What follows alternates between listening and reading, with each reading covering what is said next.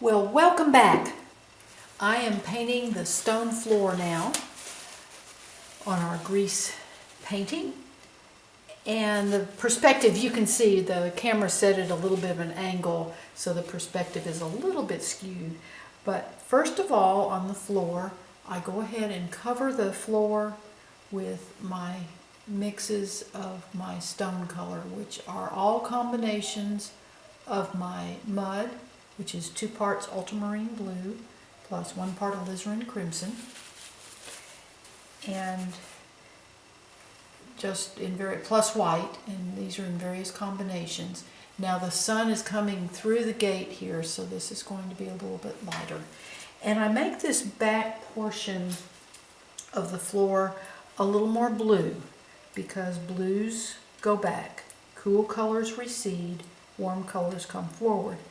And we're working on a 2-dimensional surface, the canvas, and we want it to appear 3-dimensional. So we have there's some techniques that we can use that help to give that feeling of depth. And this is one of them. Cool colors recede, warm colors come forward. So I'm making this cooler, which is bluer, and then I'll get warmer as we come forward.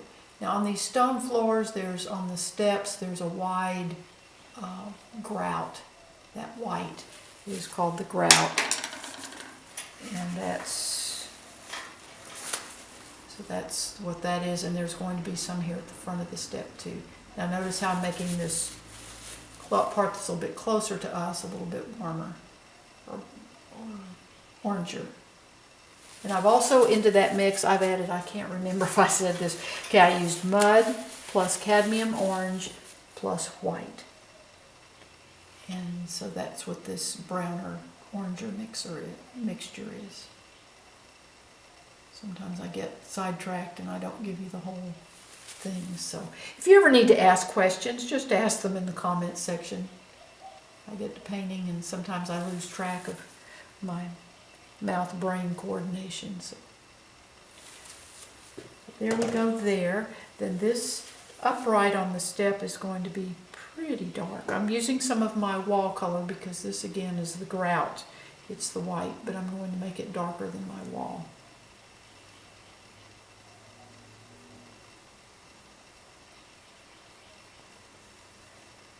And this is a mix. These wall colors are my mud plus just a tiny bit of cadmium orange plus a little bit more ultramarine blue plus white.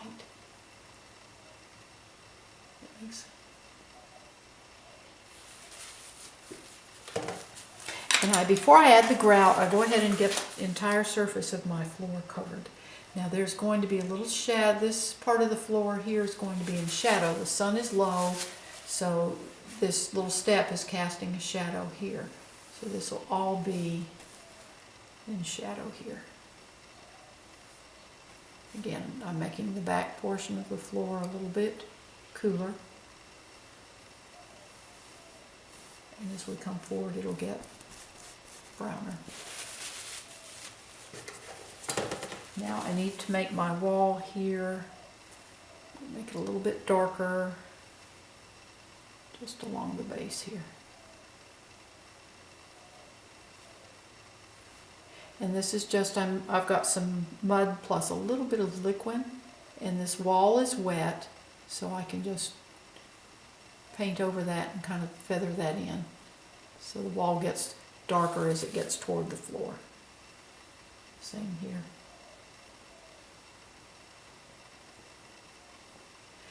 And let me fix this step, let it come all the way down to the floor. Okay, so we've got that. Clean out my brush. I use a lot of tissue. The secret, and you hear this if you've watched my videos, you hear this over and over, but the secret to clean color on your canvas is a clean brush. So this is my shadow. I've already mapped out when I did my initial oil wash sketch. I mapped out where my shadows were going to go, so that makes it easier as I get to painting. And I want this color to be a little variegated. I don't want it to be just totally solid. But it's darker as we get toward the front.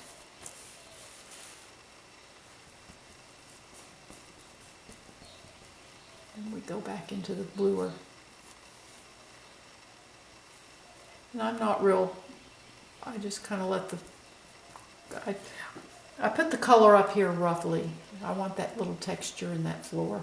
So those stones are old and rough, and there's going to be a couple of terracotta pots here.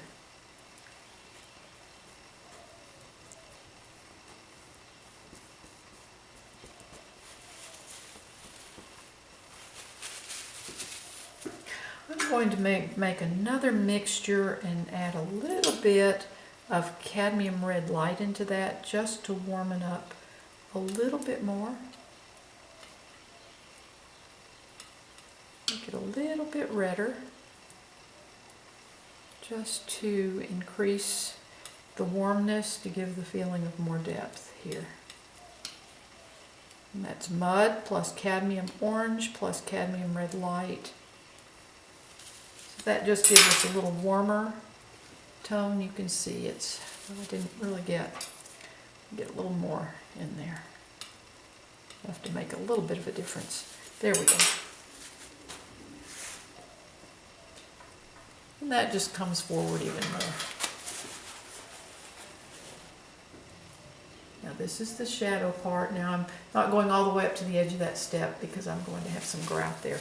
Now let's go into the lighter part of the floor.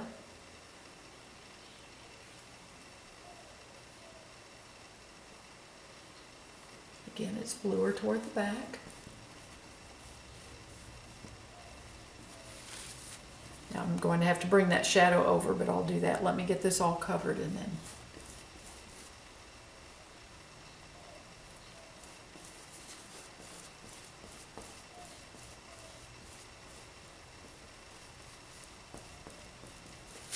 Now I'm going to add a little white into this mixture I just made too, so that I can get some of that color into the floor here so it looks consistent all the way across.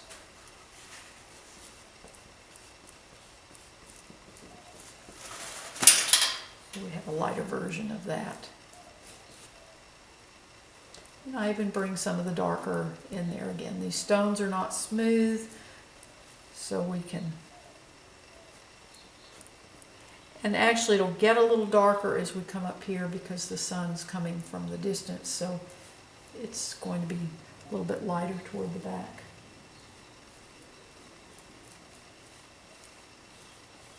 And that low setting sun is not real bright anyway.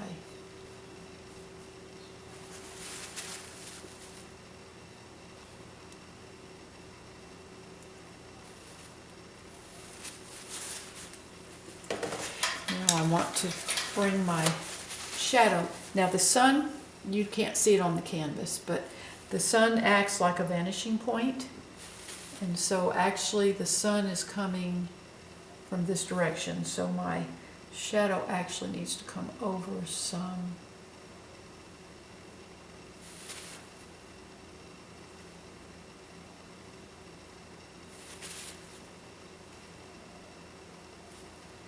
And I can just, it's easy enough to bring it over. Now the gate is then going to bring a little bit of the bottom of the gate also then shows in the shadow. So that's the shadow here.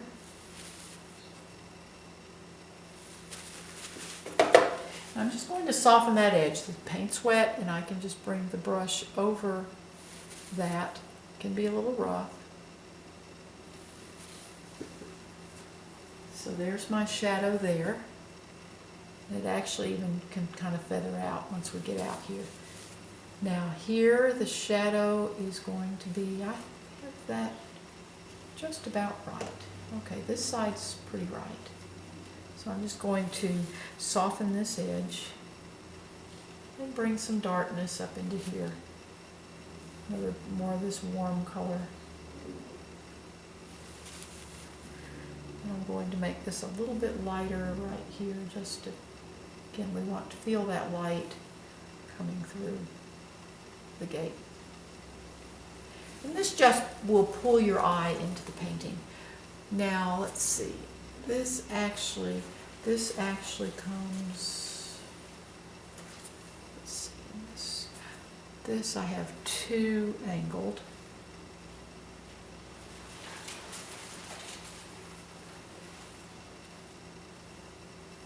So we want to come like so. And then this is not going to be quite the same angle as the steps because it has a different vanishing point. Somebody asked me about explaining three-point perspective. The best way, if you would like to learn more about three-point perspective, go to YouTube, search three-point perspective, and there are several videos that explain it. It's very complicated, and once you learn it, it feels overwhelming at first, but actually once you learn it, it's not quite so complicated. But just go to YouTube and search out three-point perspective. And there are several very, very good videos. And also someone asked if there's a program that you can just put your drawing in and it'll show you the vanishing points. I don't have a clue. You're talking to someone that doesn't even have a smartphone, so I'm not real computer knowledgeable. So I really do not know if something's available. If one of you who watches this knows about it,